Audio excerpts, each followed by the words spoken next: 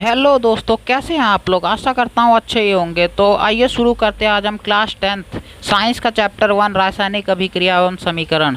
तो चैप्टर शुरू करने से पहले मैं आपको कुछ शब्दों के बारे में बताना चाहता हूँ जो इस चैप्टर में आपके लिए सहायक सिद्ध होंगे। जैसे कि पदार्थ। इस चैप्टर में पदार्थ कई जगह आया है। तो पदार्थ कहते किसे हैं। तो इस विश्व में प्रत्येक वस्तु जिस सामग्री से बनी होती है उसे पदार्थ कहते हैं। तो इस विश्व में जितनी वस्तु है किसी न किसी सामग्री से तो बनी होती ही है, तो उसे हम पदार्थ कहते हैं। तो आगे चलते हैं। आगे परमाणु किसे कहते हैं। परमाणु किसी पदार्थ का सूक्ष्मतम कण जो स्वतंत्र अवस्था में नहीं रह सकता, परमाणु कहलाता है। और इसके बाद आयन। आयन भी इस चैप्टर में आया हुआ है। तो आइए जानते हैं आयन क्या होता है। ऐसा परमाणु या अणु है जिस पर धन या ऋण आवेश होता है, उसे हम आयन कहते हैं। तो अब आइए शुरू करते हैं रासायनिक अभिक्रिया एवं समीकरण। तो रासायनिक अभिक्रिया होती क्या है। क्या लगता है आपको क्या होती है रासायनिक अभिक्रिया। तो दो या दो से अधिक पदार्थ मिलकर एक या एक से अधिक नए गुणधर्म वाले पदार्थों का निर्माण करते हैं, उसे रासायनिक अभिक्रिया कहते हैं। जैसे हाइड्रोजन प्लस ऑक्सीजन मिलकर के जल का निर्माण करता है। तो यहाँ पे हाइड्रोजन और ऑक्सीजन जो है वो अभिकारक है, और यहाँ तीर के सिर के तरफ जल जो है वो उत्पाद है। तो आइए जानते हैं अभिकारक और उत्पाद कहते किसे हैं। तो अभिकारक जो किसी रासायनिक अभिक्रिया में भाग लेते हैं उसे अभिकारक कहते हैं। जो अभिक्रिया में भाग लेते हैं वो अभिकारक कहलाते हैं। जो हमने अभी उदाहरण लिया था हाइड्रोजन और ऑक्सीजन का, तो यहाँ पे हाइड्रोजन और ऑक्सीजन अभिकारक हैं। तो अब आगे चलते हैं। उत्पाद किसे कहते हैं। वे पदार्थ जो किसी रासायनिक अभिक्रिया के पश्चात बनते हैं उन्हें उत्पाद कहते हैं। यानी रासायनिक अभिक्रिया पूरी होने के बाद जिस पदार्थ का निर्माण होता है उसे हम उत्पाद कहते हैं। यहाँ पे हाइड्रोजन प्लस ऑक्सीजन जब आपस में अभिक्रिया हुई तो जल का निर्माण हुआ, जो एक उत्पाद है। अब हम अपने दैनिक जीवन में रासायनिक अभिक्रिया के उदाहरण देखते हैं। जैसे कि लोहे पर जंग लगना, आप अपनी स्क्रीन पर भी देख रहे होंगे। दूसरा उदाहरण लेते हैं भोजन का पाचन। भोजन का पाचन भी एक लंबी अभिक्रिया है और एक रासायनिक अभिक्रिया है। और दूध का दही में बदलना, दूध का दही में बदलना यानी परिवर्तित होना। दूध में लैक्टोबैसिलस नामक सूक्ष्म जीव दही में परिवर्तित कर देता है, जो एक रासायनिक अभिक्रिया है। दही को वापस दूध में बदलना संभव नहीं है, इसीलिए यह रासायनिक अभिक्रिया है। और ईंधन का दहन, जो भी ईंधन जलती है उसके लिए भी एक गैस उत्तरदायी है, ऑक्सीजन गैस।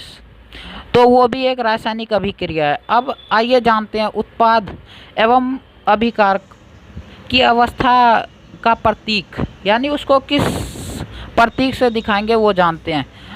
तो जो ठोस होता है, सॉलिड होता है, उसको हम एस प्रतीक से दिखाते हैं।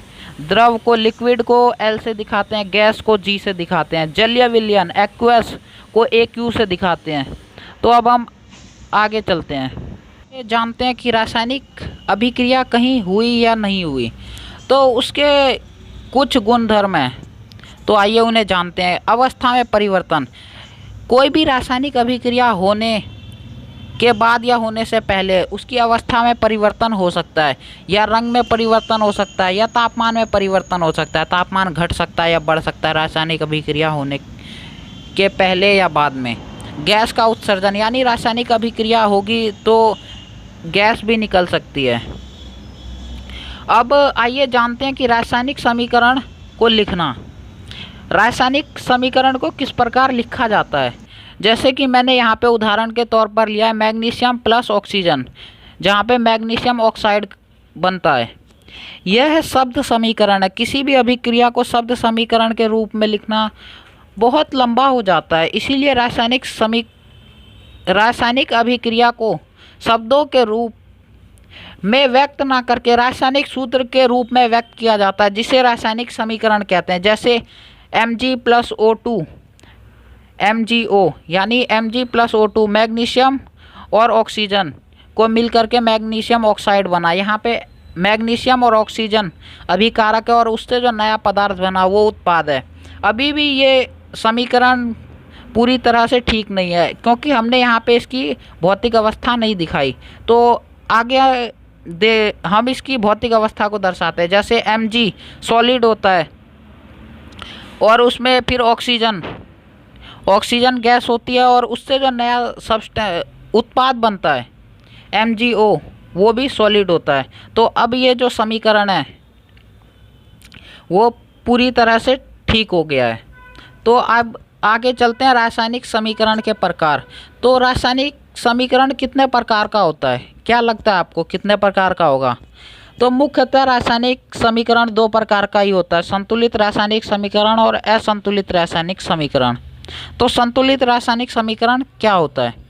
जब संतुलित रासायनिक समीकरण में तीर के निशान के दोनों ओर प्रत्येक तत्व के परमाणु की संख्या समान होती है।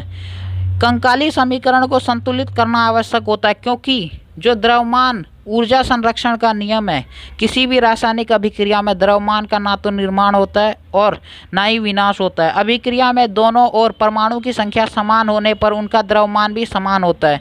इसीलिए रासायनिक समीकरण को संतुलित करना आवश्यक होता है। समीकरण को संतुलित करने के लिए सर्वप्रथम जिस परमाणु की संख्या सर्वाधिक होती है उसे बराबर करते हैं, इसके पश्चात अन्य संख्याओं को बराबर करते हैं। जैसे कि मैंने एक उदाहरण लिया है संतुलित रासायनिक समीकरण का, Fe प्लस H2O यानी आयरन प्लस जल। इसमें जब अभिक्रिया हुई तो Fe3O4 प्लस H2 बनाया, लो ऑक्साइड प्लस जल बनाता है। तो अभी ये समीकरण ठीक नहीं है, इसको हम इसकी भौतिक अवस्था को दर्शाते हैं। तो उससे पहले इसको संतुलित करते हैं। यहाँ पे जो Fe3 उत्पाद का जो एटॉमिक नंबर है 3 है, और यहाँ पे अभिकारक में 1 है, तो हम इसमें 3 से गुणा करेंगे और आयरन संतुलित हो जाएगा। इसके बाद हम हाइड्रोजन को संतुलित करेंगे, ये तो पहले से संतुलित है। इसके बाद ऑक्सीजन का जो परमाणु संख्या वो 1 है और उत्पाद में 4 है, तो यहाँ पे हम 4 से गुणा करेंगे और इसको भी संतुलित कर लेंगे। तो इस तरह से संतुलित हो गया।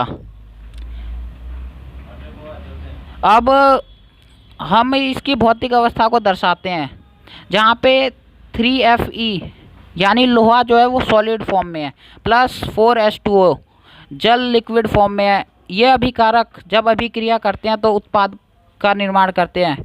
तो Fe3O4 जो लो ऑक्साइड है वो सॉलिड फॉर्म में है, प्लस 4H2 हाइड्रोजन यहाँ गैस फॉर्म में है। तो अब हम एक और उदाहरण लेते हैं Mg प्लस O2, जहाँ पे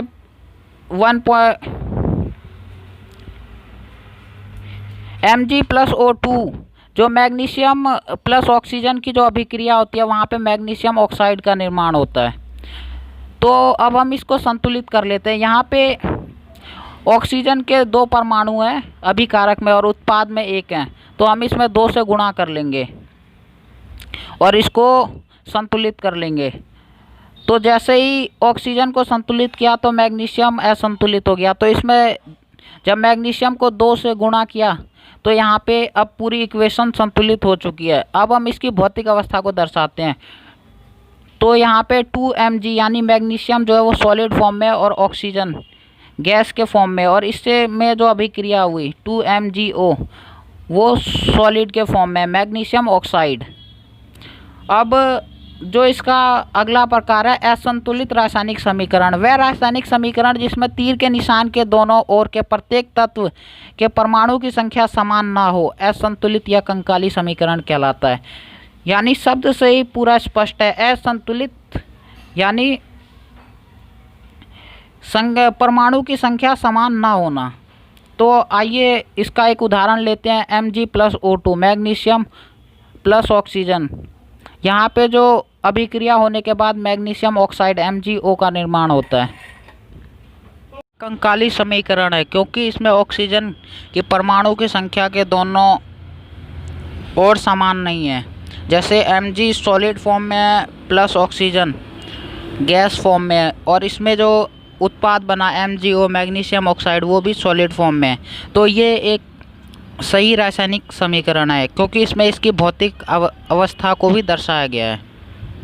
अब आगे बढ़ते हैं, रासायनिक समीकरण को संतुलित करना क्यों आवश्यक है। तो इसका एकमात्र उत्तर है द्रव्यमान संरक्षण का नियम। तो आइए जानते हैं द्रव्यमान संरक्षण का नियम होता क्या है। किसी भी रासायनिक अभिक्रिया में द्रव्यमान का ना तो निर्माण होता है और ना ही उसका विनाश होता है। तो इससे हम यह निष्कर्ष निकाल सकते हैं कि रासायनिक अभिक्रिया के पहले अभिकारक एवं उसके उत्पाद प्रत्येक पदार्थों की परमाणु की संख्या बराबर होनी चाहिए। तो अब आगे बढ़ते हैं हम रासायनिक अभिक्रिया के प्रकार की तरफ। तो पहला जो प्रकार है संयोजन अभिक्रिया। ऐसी अभिक्रिया जिसमें अभिकारक जुड़कर एक नया उत्पाद बनाते हैं संयोजन अभिक्रिया कहलाता है।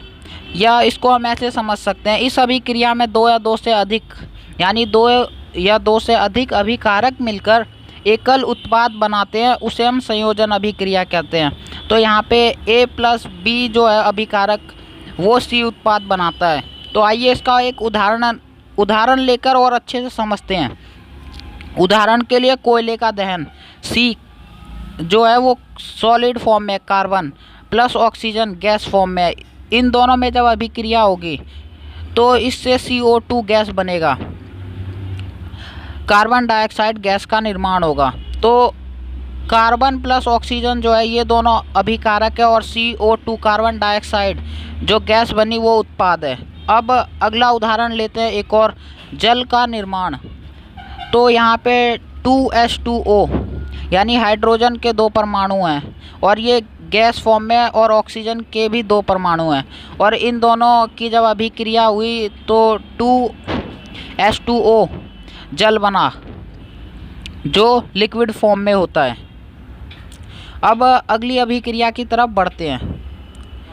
तो चलिए शुरू करते हैं वियोजन अभिक्रिया। इस अभिक्रिया में एकल अभिकारक टूटकर दो या दो से अधिक उत्पाद बनाते हैं। इस अभिक्रिया को वियोजन अभिक्रिया कहते हैं। वियोजन अभिक्रिया ठीक संयोजन अभिक्रिया के विपरीत है। वियोजन अभिक्रिया में A अभिकारक जो है वो अभिक्रिया होने के बाद B और C उत्पाद में टूट जाता है।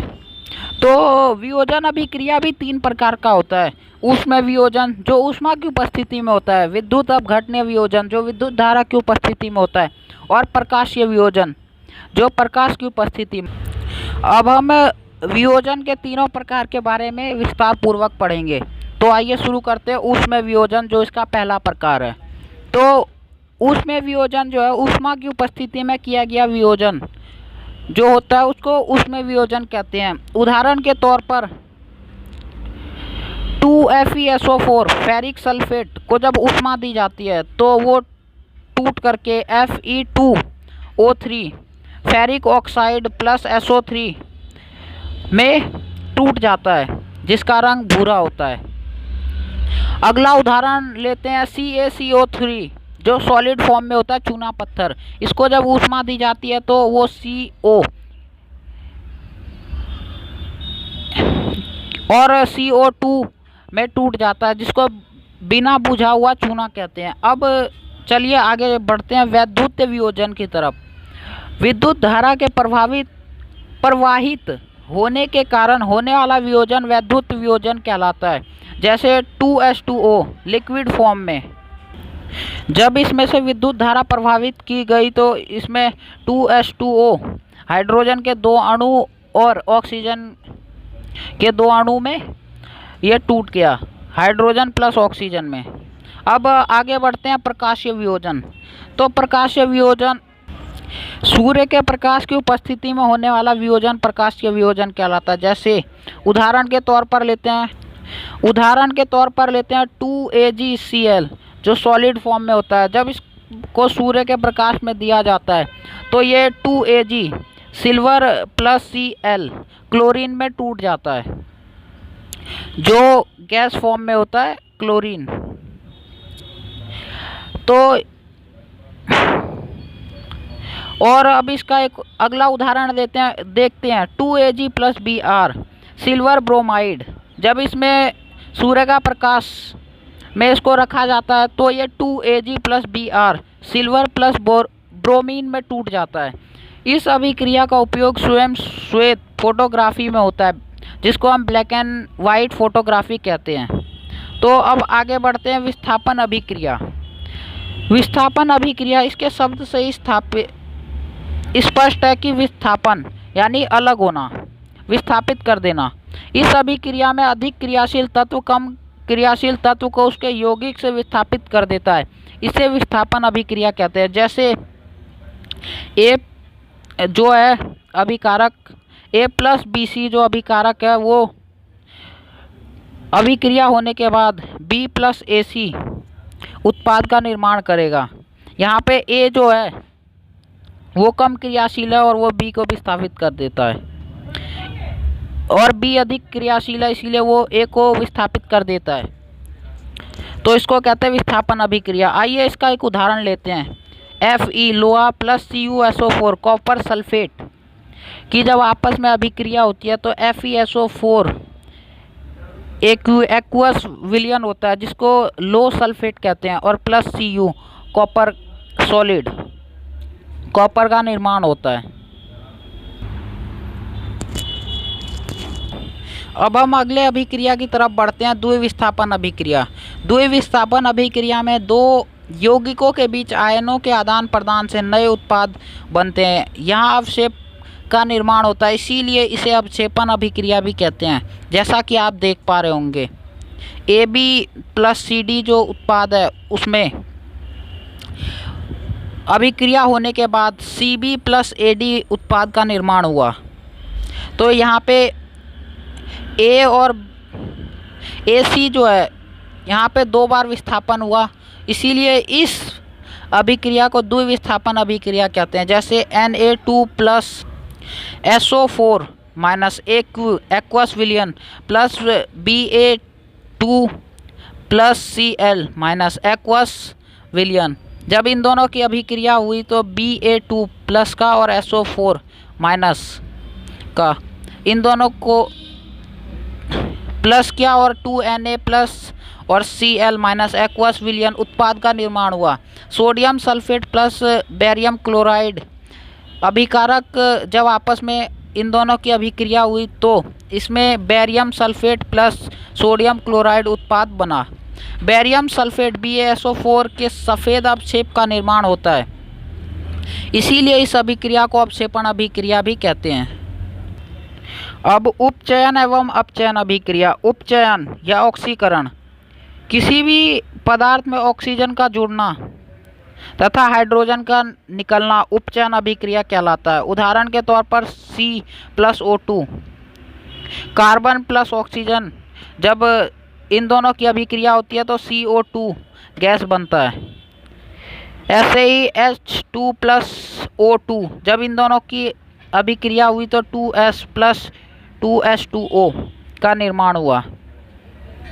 अब अपचयन या रिडक्शन, किसी पदार्थ में हाइड्रोजन का जुड़ना तथा ऑक्सीजन का निकलना अपचयन अभिक्रिया कहलाता है। जैसे 2Na प्लस H2, इन दोनों की जब अभिक्रिया हुई 2NHA बना, NaH बना। ऐसे ही MgO प्लस C, इन दोनों की जब अभिक्रिया हुई तो Mg प्लस CO बना। अब उपचयन एवं अपचयन, जब किसी समीकरण में ये दोनों अभिक्रिया एक साथ होती है तो इसे रेडॉक्स अभिक्रिया कहते हैं। तो आइए इसका एक उदाहरण लेते हैं। यहाँ पे CuO copper oxide plus H2 hydrogen, इन दोनों की जब अभिक्रिया हुई इसको ऊष्मा दिया गया तो यहाँ पे Cu कॉपर प्लस जल में टूट गया। तो यहाँ पे हाइड्रोजन और कॉपर जो है इनका उपचयन हुआ। उपचयन में क्या होता है, किसी पदार्थ में ऑक्सीजन का जुड़ना और हाइड्रोजन का निकलना, वहाँ पे उपचयन होता है। और यहाँ पे CuO कॉपर ऑक्साइड जो है और H2O जल जो है, इन दोनों का अपचयन हुआ। अपचयन कब होता है, जब किसी पदार्थ में हाइड्रोजन का जुड़ना तथा ऑक्सीजन का निकलना जब होता है तब अपचयन अभिक्रिया होती है। तो जब किसी समीकरण में उपचयन और अपचयन दोनों साथ साथ होते हैं, अतः इस अभिक्रिया को रेडॉक्स अभिक्रिया कहा जाता है। अब अगला जो अभिक्रिया है ऊष्माक्षेपीय अभिक्रिया। जिन अभिक्रियाओं में उत्पाद के निर्माण के साथ साथ ऊष्मा का भी उत्सर्जन होता है, यानी ऊष्मा निकलती है, उसको ऊष्माक्षेपीय अभिक्रिया कहते हैं। जैसे उदाहरण के तौर पर प्राकृतिक गैस का दहन CH4 जो गैस है, मीथेन प्लस ऑक्सीजन, इन दोनों की जब अभिक्रिया हुई तो ये CO2 carbon dioxide plus 2H2O वाष्प, यहाँ जल जो है वो वाष्प में है और ऊष्मा प्राप्त हुई, तो कार्बन डाइऑक्साइड प्लस वाष्प प्लस ऊष्मा ये उत्पाद बने। यहाँ पे CH4 प्लस O2, यहाँ पे ये दोनों अभिकारक हैं और CO2H2O प्लस ऊष्मा ये उत्पाद है। अब अगले अभिक्रिया की तरफ बढ़ते हैं, ऊष्मा शोषी अभिक्रिया। जिन अभिक्रिया में अभिकारकों को तोड़ने के लिए ऊष्मा, प्रकाश या विद्युत ऊर्जा की आवश्यकता होती है, उसे ऊष्मा शोषी अभिक्रिया कहते हैं। तो इसमें अभिकारक को तोड़ने के लिए ऊष्मा की आवश्यकता होती है और ऊष्माक्षेपीय अभिक्रिया में ऊष्मा हमें मिलती थी, यानी निकलती थी उसमें। और इसका जो उदाहरण है, वियोजन अभिक्रिया के सभी उदाहरण ऊष्मा शोषी अभिक्रिया के भी उदाहरण हैं। तो अब हम आगे बढ़ते हैं हमारे दैनिक जीवन में अपचयन अभिक्रिया के प्रभाव। पहला प्रभाव संक्षारण हो सकता है और दूसरा विकृत गंधिता। तो आइए जानते हैं संक्षारण होता क्या है। तो आप अपनी स्क्रीन पर भी धातु पर जंग लगा हुआ देख सकते हैं। जब कोई धातु अम्ल, क्षार या नमी के संपर्क में आती है तो वह नष्ट होने लगती है, जिसे संक्षारण कहते हैं। संक्षारण के कारण चांदी के ऊपर काली परत चढ़ जाती है। इसका मुख्य कारण अपचयन अभिक्रिया है। इससे बचने के उपाय क्या क्या हैं? वस्तु पर तेल लगा सकते हैं, इसको पेंट करवा सकते हैं या मिश्र धातु में बदल सकते हैं, किसी अन्य धातु की परत चढ़ा सकते हैं जिसे यशद लेपन कहते हैं। संक्षारण से क्या क्या हानियाँ हो सकती है? इमारत व पुल कमज़ोर हो जाते हैं, रख रखाव में अधिक खर्च लगता है, धातु की आयु कम हो जाती। अब दोस्तों हमारा लास्ट का टॉपिक रह गया विकृत गंधिता। तेल एवं वसायुक्त खाद्य पदार्थों को वायु में खुला रखने पर उनका उपचयन हो जाता है, जिससे उनकी गंध एवं स्वाद बदल जाते हैं। इस घटना को विकृत गंधिता कहते हैं। विकृत गंधिता को रोकने के क्या उपाय हैं? पहला उपाय हो सकता है प्रतिऑक्सीकारक N2 नाइट्रोजन जैसी गैस का प्रयोग करके। दूसरा हो सकता है रेफ्रिजरेटर का प्रयोग करके। तो चिप्स बनाने वाली जो कंपनी है वो चिप्स के पैकेट में से ऑक्सीजन गैस निकालकर, यानी वायुरुद्ध पैकेट में कम सक्रिय गैस नाइट्रोजन जैसे कम सक्रिय गैस से युक्त कर देते हैं, ताकि चिप्स का उपचयन ना हो सके और वो ख़राब ना हो। तो दोस्तों ये चैप्टर यहीं पर कंप्लीट होता है। आशा करते हैं कि आपको ये वीडियो पसंद आई होगी। अगर आपको ये वीडियो पसंद आती है तो आप वीडियो को लाइक कीजिए, शेयर कीजिए और हमारे चैनल को सब्सक्राइब कीजिए। मैं आपके लिए ऐसी एजुकेशनल वीडियो लाता रहूँगा। तो वीडियो देखने के लिए आपका बहुत बहुत धन्यवाद।